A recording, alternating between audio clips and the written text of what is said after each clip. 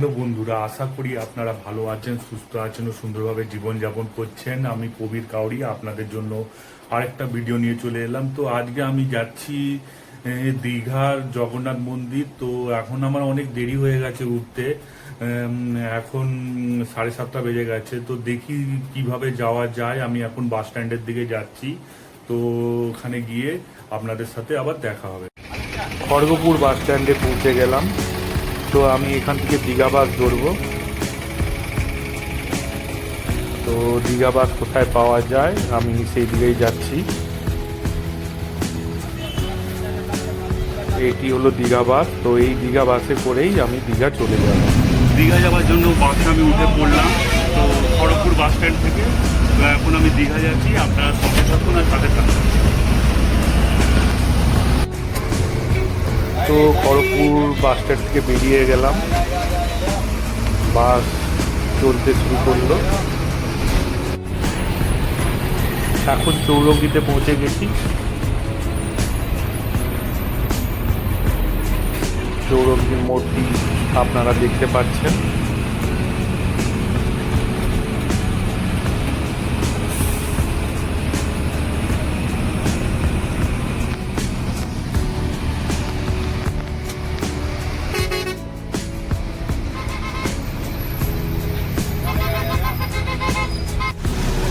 তো এখন বাজে 8:07। চৌরঙ্গিতে এসে পৌঁছালাম।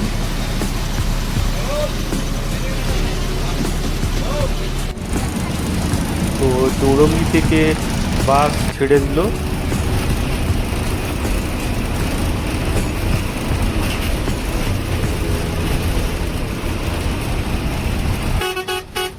NH-16 রোড ধরে এখন যাচ্ছে বাস।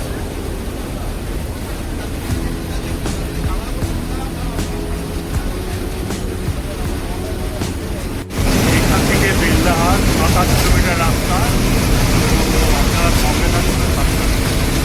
তো টোলের কাছে এসে পৌঁছে গেলাম।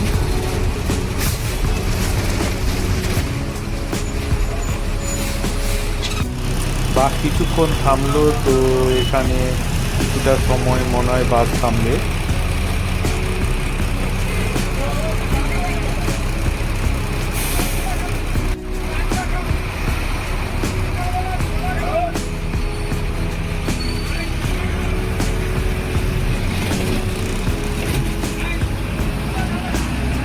আবার বাস চলতে শুরু করলো।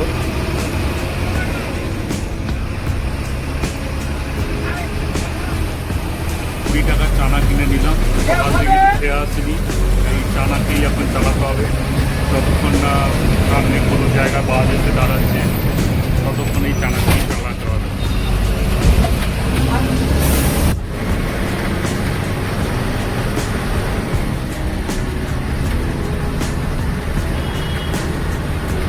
তো এই রাস্তাটা খুবই বড় মনে হচ্ছে, কারণ পাশে আপনারা যেটা দেখতে পাচ্ছেন ঢালাই করা রাস্তা। তো এটা এমার্জেন্সির জন্য মনে হয় বানানো হয়েছে। যদি কোনো কিছু এমার্জেন্সি থাকে তখন এখানে যাতে হেলিকপ্টার বা কোনো প্লেন নামানো যায় তার জন্য বানানো হয়েছে। তো বেলদা থানায় আমি পৌঁছে গেলাম। আপনারা এখন দেখতে পাচ্ছেন বেলদা থানাটি।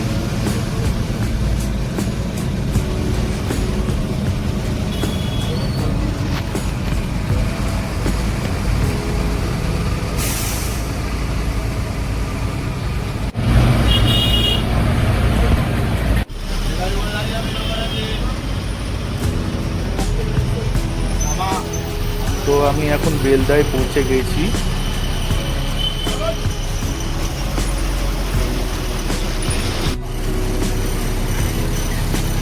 বেলদা স্টপেজে কিছুক্ষণ বাসটি দাঁড়ালো।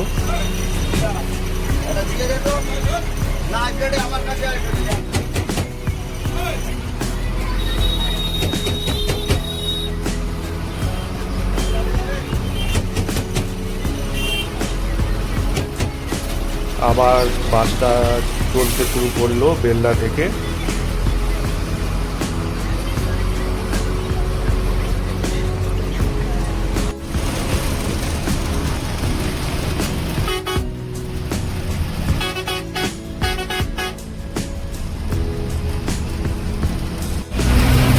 থেকে দীঘা 63 কিলোমিটার।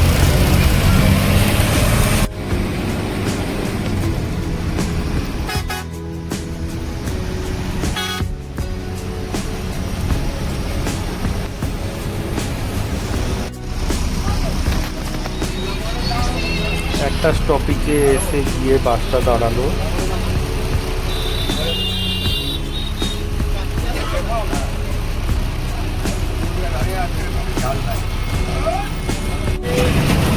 এখান থেকে দীঘা 45 কিলোমিটার আর এগরা হলো 7 কিলোমিটার।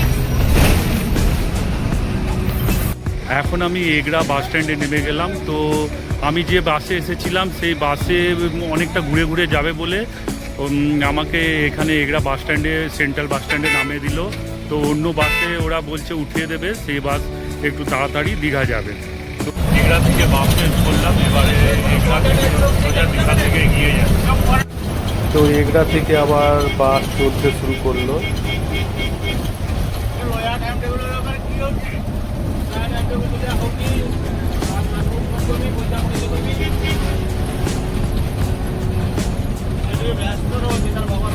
এখান থেকে কাকি 27 কিলোমিটার আর দীঘা 38 কিলোমিটার।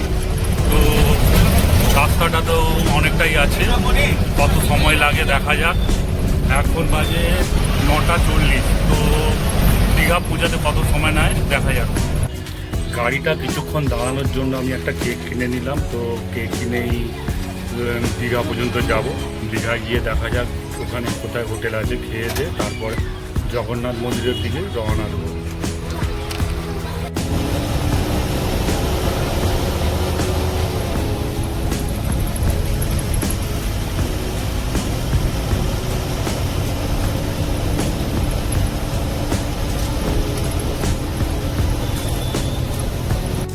এখন বাজে 10:50। এখান থেকে দীঘা 20 কিলোমিটার। দীঘা প্রবেশের গেটটির সামনে পৌঁছে গেলাম। আপনারা দেখতে পাচ্ছেন দীঘা প্রবেশের গেটটি।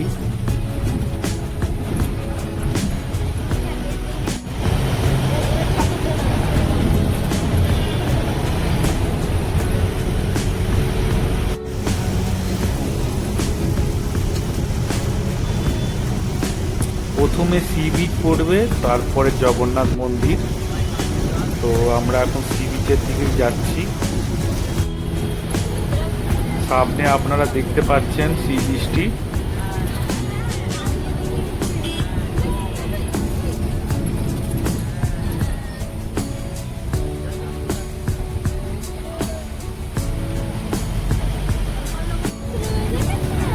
তো আমি এখন জগন্নাথ মন্দিরের দিকে চলে যাচ্ছি। তো আমাকে জগন্নাথ মন্দিরের সামনে নামিয়ে দিল বাসটা। বাসটা অনেক তাড়াতাড়ি এসেছে। তো আমি খড়গপুরে 8টার সময় বাসে উঠেছিলাম, তারপরে এগরাতে গিয়ে বাসটা চেঞ্জ করলাম।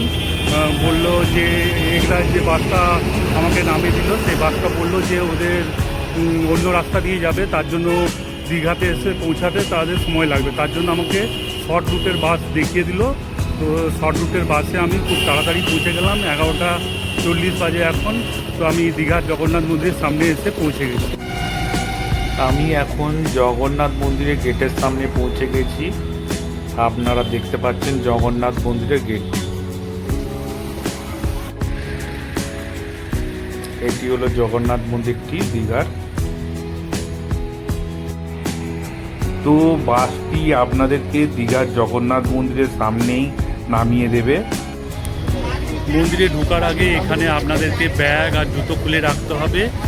আর মন্দিরে ব্যাগ আর জুতোর অ্যালাউ নেই। তো আমি জুতো আর ব্যাগটা খুলে এখানে রেখে দিলাম। আর এবারে আমি মন্দিরের দিকে যাচ্ছি। আপনারা সঙ্গে থাকুন, সাথে থাকুন। আমি মন্দিরের ভিতরটা আপনাদের সাথে ঘুরে দেখাবো।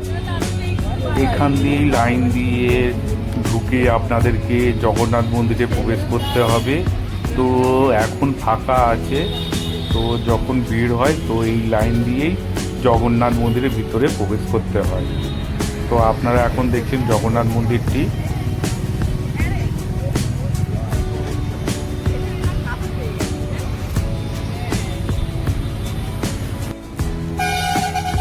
জগন্নাথ মন্দিরের গেটের সামনে পৌঁছে গেলাম আমি।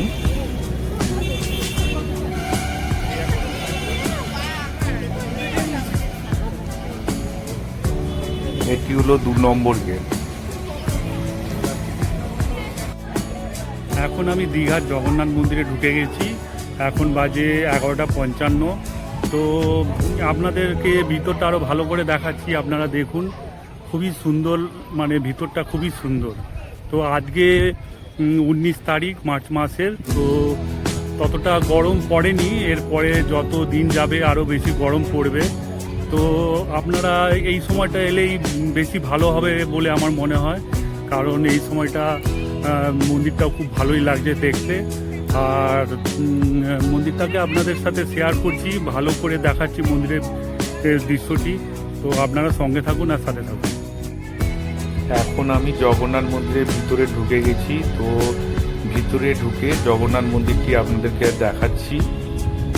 তো পর্যটকদের জন্য খুবই সুন্দর জায়গা এটি। তো দীঘায় যদি আপনারা আসেন তো এই জগন্নাথ মন্দিরে একবার নিশ্চয়ই ঢুকবেন। দীঘার এই জগন্নাথ মন্দিরটি পর্যটকদের জন্য খুবই ভালো একটা জায়গা। এখানে এটি হলো মেন গেটটি ঢোকার।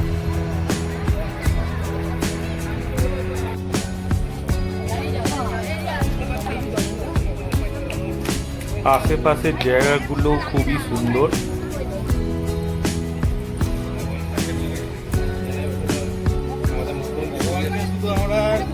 কাজে লাগিয়ে ইনকাম করছি।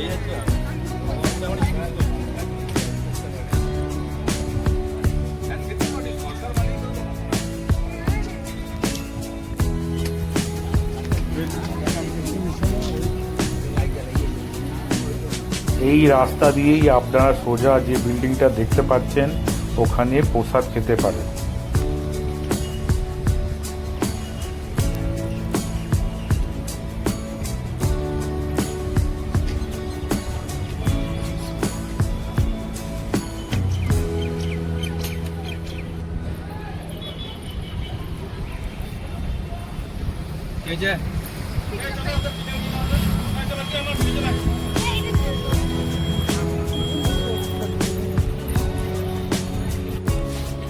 মেন মন্দিরটার দিকে এখন যাচ্ছি। তো মন্দিরে আমি ঢুকছি ভিতরে। তো আপনাদেরকে সেগুলো যতটা ক্যামেরা করে দেখানো যায় দেখছি। ভিতরে কোনো ক্যামেরা যদি অ্যালাউ না হয় তাহলে আপনাদের সাথে শেয়ার করতে পারবো না, কিন্তু যদি ক্যামেরা অ্যালাউ হয় তো আপনাদেরকে ভিতরের যে মন্দিরটি আছে সেটা শেয়ার করে নেব। আপনাদেরকে সামনে দিয়ে জগন্নাথ মন্দিরের সামনের অংশটা দেখিয়ে দিচ্ছি। মন্দিরের ভিতরে এখন আমি ঢুকে যাচ্ছি। আপনারা দেখতে পাচ্ছেন এটা মন্দিরের মেন গেটটি।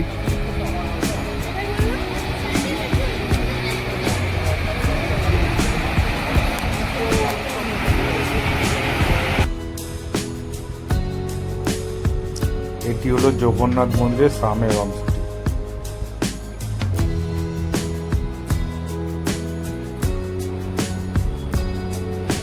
জগন্নাথ মন্দিরের আশেপাশে কিছু কিছু ছোট ছোট মন্দির আছে, যেখানে কিছু ঠাকুর আছে। সেই ঠাকুরগুলো আপনাদেরকে এখন দেখিয়ে দিচ্ছি।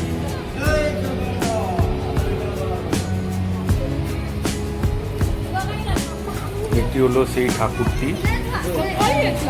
ভিতরে ক্যামেরা না অ্যালাউ হওয়ার জন্য ভিতরে যে সমস্ত ঠাকুর আছে সেই সমস্ত ঠাকুরগুলো আপনাদের সাথে শেয়ার করতে পারলাম না। তো আমি শুধু বাইরের অংশটা আপনাদেরকে এখন দেখিয়ে দিচ্ছি। তো বাইরে কি কি আছে জগন্নাথ মন্দিরে সেইগুলো আপনাদের সাথে এখন শেয়ার করে নিচ্ছি।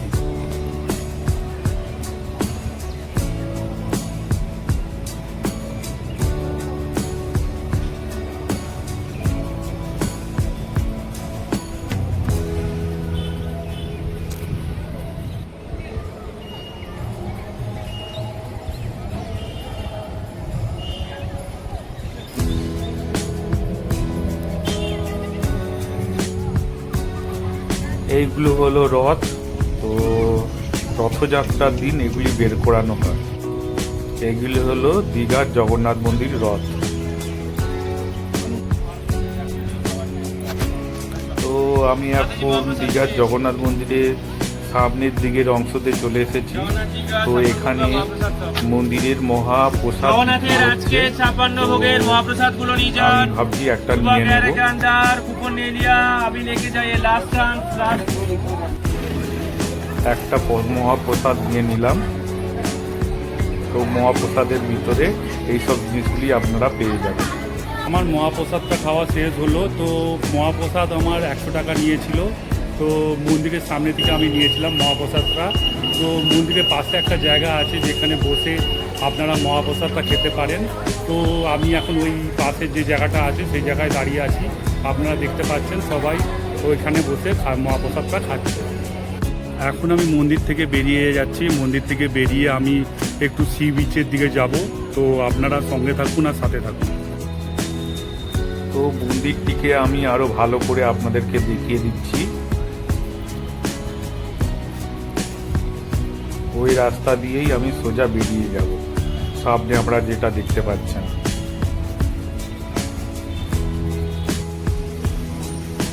তো আমি এখন বেরিয়ে গেছি মন্দির থেকে। তো একটা টোটো ভাড়া করে উদয়পুর সি বিচের দিকে যাব। এখন আমি উদয়পুরের দিকে যাচ্ছি, দেখি সি বিচটা কেমন হয় উদয়পুরের। তো আমার টোটো ভাড়া নিয়ে 150 টাকা, দেখা যাক কী পরিস্থিতি হয়। তো যাবার পথে আরও অনেক জিনিস যেগুলো আপনারা দীঘায় দেখতে পাবেন, তো সেইগুলো যাবার পথে আপনারা দেখতে পেয়ে যাবেন উদয়পুর সি বিচের দিকে।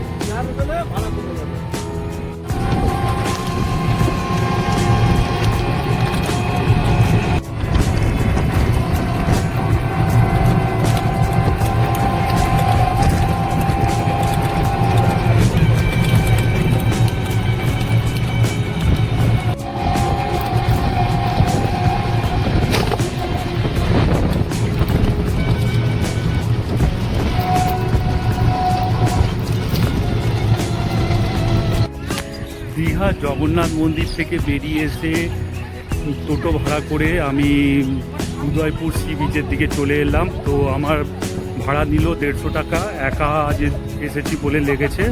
আর যদি আপনারা যদি শেয়ারে আসেন তো কম লাগতে পারে। তো আমি এখন উদয়পুর সি বিচের সামনে পৌঁছে গেছি। তো আপনাদেরকে সেই উদয়পুর সি বিচটি দেখাচ্ছি। বিচে আপনারা দেখতে পাচ্ছেন কত লোক, দেখতে পাচ্ছেন কত লোক খাওয়া দাওয়া করছে, স্নান করছে। আপনারা এখন দেখতে পাচ্ছেন সমুদ্রের বৃষ্টি দীঘা।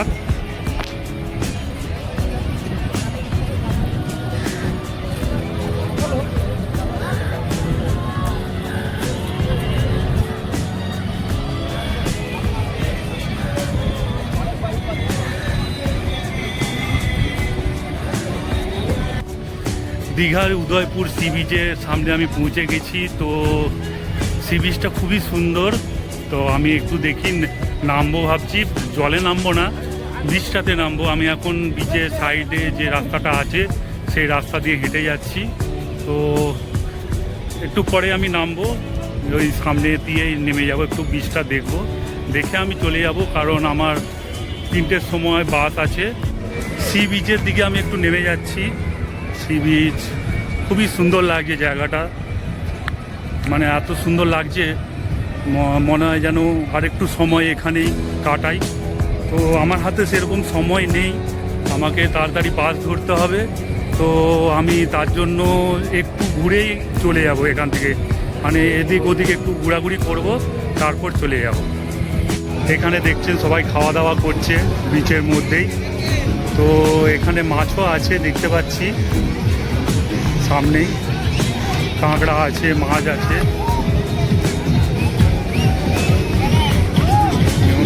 দেখুন কাঁকড়া আর মাছ।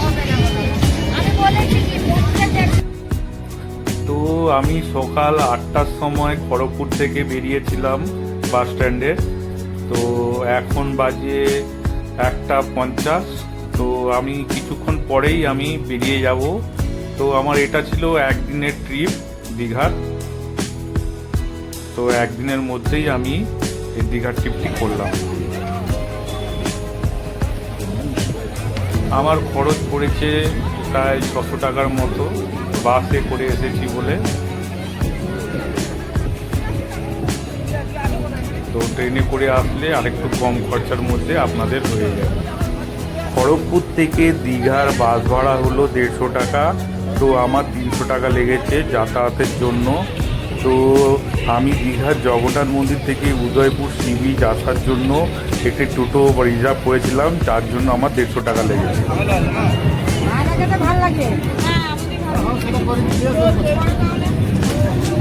কাঁকড়া ভাজা কত? আর মাছ?